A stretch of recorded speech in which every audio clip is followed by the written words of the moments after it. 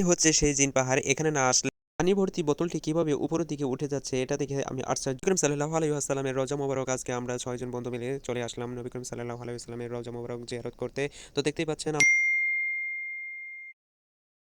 আসসালামু আলাইকুম বন্ধুরা, আশা করি সবাই ভালো আছেন। তো আজকে যারা যে যেখান থেকে এই ভিডিওটি দেখছেন অবশ্যই ভিডিওটি শেষ পর্যন্ত দেখে যাবেন। তো আমরা আজকে চলে এসেছি পবিত্র মদিনা শরীফে। তো আপনারা দেখতেই পাচ্ছেন এটাই হচ্ছে সেই পবিত্র মদিনা শরীফ যেখানে নবী করিম সাল্লাল্লাহু আলাইহি ওয়াসাল্লাম এখানে শুয়ে আছেন এবং উম্মতি উম্মতি বলে ডাকছেন। এটাই সেই মদিনা শরীফ।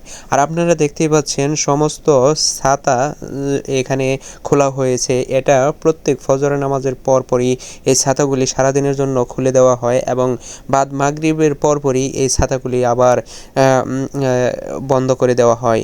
আর আপনারা দেখতেই পাচ্ছেন এটাই হচ্ছে সেই নবী করিম সাল্লাল্লাহু আলাইহি ওয়াসাল্লামের রওজা শরীফ।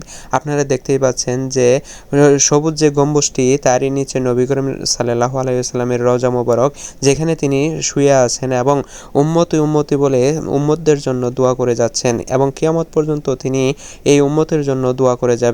এবং আপনারা দেখতেই পাচ্ছেন আমি নবী করিম সাল্লাল্লাহু আলাইহি ওয়াসাল্লামের রওজা মোবারকে গিয়েছিলাম এবং তাকে সালাম পেশ করে আমি বাহিরে এসে মদিনা শরীফের কিছু ভিডিও ধারণ করে নিচ্ছি।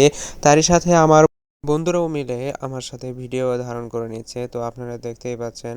আর আমার পিছনে যে ওয়ালটি দেখতে পাচ্ছেন এটাই হচ্ছে জান্নাতুল বাগি, যেখানে যতগুলি সাহাবী এবং এই মদিনা শরীফে যতগুলি লোক মারা যায় তাদেরকে এই জান্নাতুল বাগিতে দাফন করা হয়।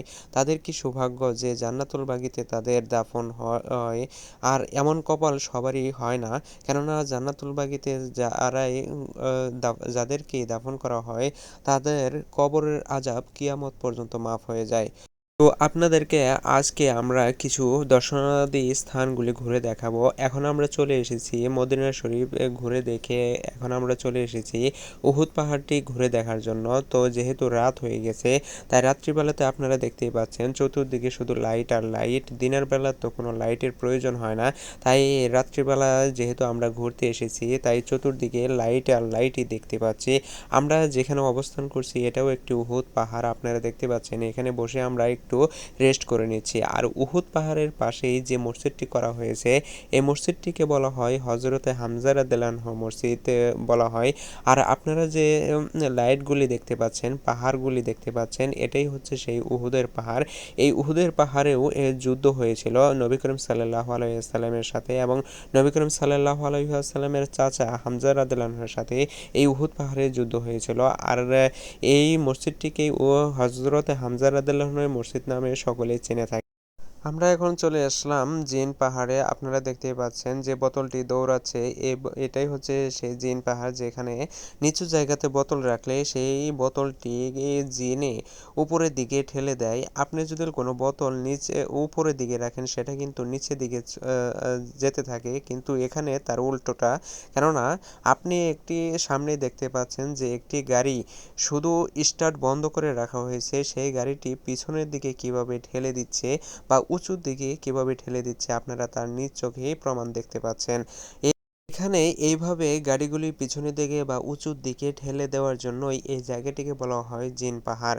আর এখানে সত্যি জিন আছে এটা আমি না আসলেও সম্ভবত বিশ্বাসই করতাম না, কেননা নিজ চোখে তার প্রমাণ আমি আজকে দেখে গেলাম। আপনারা আরেকটি ভিডিওতে দেখতে পাচ্ছেন যে ড্রাইভার এখানে শুধু তার স্টিয়ারিংটা ধরে রেখেছে, গাড়ি কোনো কিছুই সে করেনি, কিন্তু সেই গাড়িটি কিভাবে উঁচুর দিকে উঠে যাচ্ছে এটা কিন্তু খুবই অবিশ্বাস্যকর একটি ঘটনা। আপনারা যদি কোনো সময় মদিনাতে আসেন, মদিনা থেকে বেশি দূরত্ব নয় জিন পাহাড়টি, অবশ্যই আপনারা জিন পাহাড়ে গিয়ে ঘুরে দেখে আসতে পারেন এই ঘটনাটি সত্যি কিনা। যদি আমার ভিডিওটি ভালো লেগে থাকে অবশ্যই আমার চ্যানেলে যদি আপনারা নতুন হয়ে থাকেন আমার চ্যানেলটিকে সাবস্ক্রাইব করে দিবেন। আর ভিডিওটি ভালো লাগলে লাইক এবং কমেন্ট করে আপনাদের মন্তব্য জানাবেন। সবাইকে ধন্যবাদ।